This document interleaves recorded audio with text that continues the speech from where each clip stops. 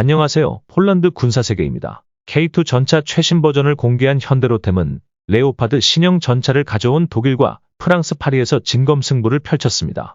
먼저 유로사토리 박람회 기간 동안 현대로템은 KAPS2 능동방어 시스템과 30mm 원격 제어 중기관총을 장착한 개조된 K2 전차를 선보입니다. K2 블랙팬서는 현대로템이 생산하는 주력 전차로 2022년부터 폴란드 육군에서도 사용하고 있습니다. K2 전차는 레오파드2 전차와 달리 3명의 승무원만으로 운용되며 자동 로더가 있어 무게가 훨씬 가볍습니다. 크게 달라진 점은 K2 전차 내부 보호 측면에서 복합 장갑이 크게 수정되었습니다. 포탑에는 KAPS2 능동방어 시스템이 장착되어 있고 이스라엘과 협력해서 만들어 트로피와 유사한 디자인이며 기존의 포탑 상부에 장착되어 있었던 소프트킬 연막 발사기는 제거되었습니다. 현대로템은 우크라이나전을 보고 소프트킬보다는 이제는 하드킬 시스템에 집중한다고 합니다. K2 전차에는 레이더와 광전자 센서, 운동 및 연막탄 발사기와 같은 이펙터가 추가로 장착되어 있습니다. 독일은 차세대 주력 전차인 레오파드2 A8을 유로사토리에서 처음으로 공개하였습니다.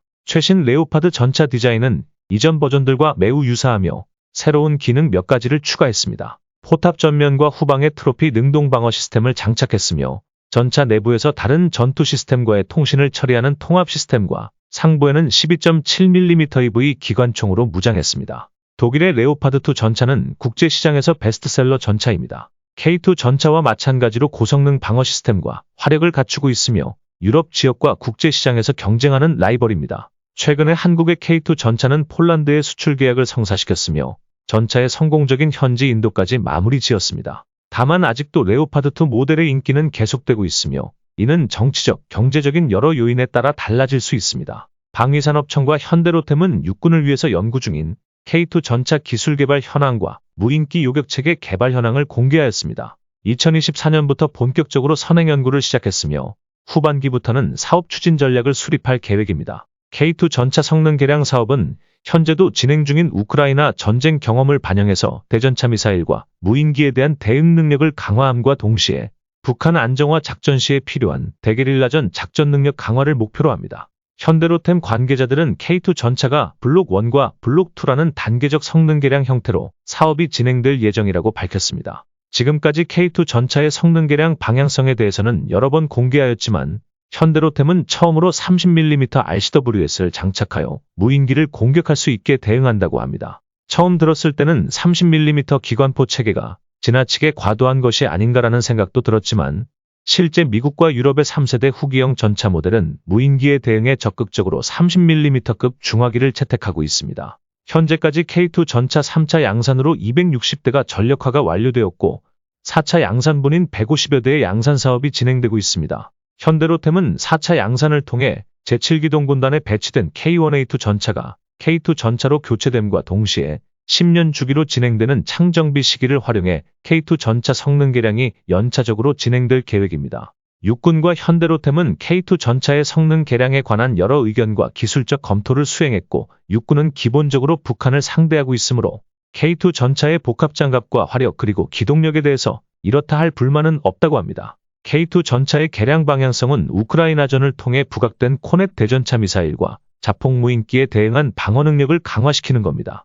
북한은 우크라이나 전장에서 악명을 떨치고 있는 코넷과 동급인 대전차 미사일을 배치하고 있으며 우크라이나가 전장에서 사용 중인 자폭 무인기는 상업시설을 통해 얼마든지 구입이 가능합니다. 그래서 한국육군 역시 대전차 및 자폭 무인기 방어에 큰 관심을 가지고 있으며 북한과의 기갑전투보다는 안정화작전 시에 접촉하는 보병이나 게릴라전 그리고 자폭 무인기 등과의 교전 능력 강화가 개량 목표입니다.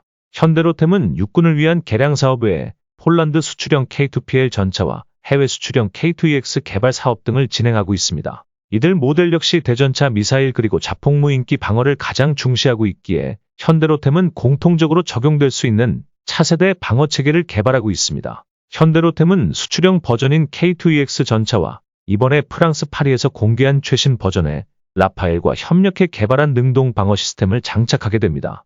현재도 진행 중인 우크라이나 전장에서 정찰 및 자폭 무인기를 적극적으로 사용하고 있습니다. 그리고 급히 야전에 배치된 제밍 장비로 인해 양국의 군대는 한 달 동안 1만여 개 이상의 무인기를 상실하고 있습니다. 무인기 손실량이 큰 것은 우크라이나와 러시아 모두 중국제 민간 드론을 개조해 사용한 결과이며 표준 주파수를 사용할 수밖에 없어서 쉽사리 재밍되고 있기 때문입니다. 우크라이나는 러시아군이 드론 재밍 장비를 대량으로 보급하자 자폭 무인기용 ATR 자동 표적 분석 기술을 개발해서 실전에 투입하고 있으며 주로 전차를 상대로 사용되고 있습니다. 한국은 국방과학연구소와 하나시스템 그리고 LIG 넥스원을 중심으로 드론을 재밍할 수 있는 전자전 기술을 개발하고 있습니다. 하지만 드론 재밍 기술도 한계가 있어서 현대로템을 비롯해 3세대 전차를 개발한 선진국들은 무인기 요격 재밍 기술 말고도 30mm 기관포를 전차에 탑재하는 방법을 선택하고 있습니다. 현대로템은 초기 단계에서는 12.7mm 기관총을 사용해 무인기를 직접 요격하는 개념을 연구하였지만 분명한 한계점을 파악했습니다.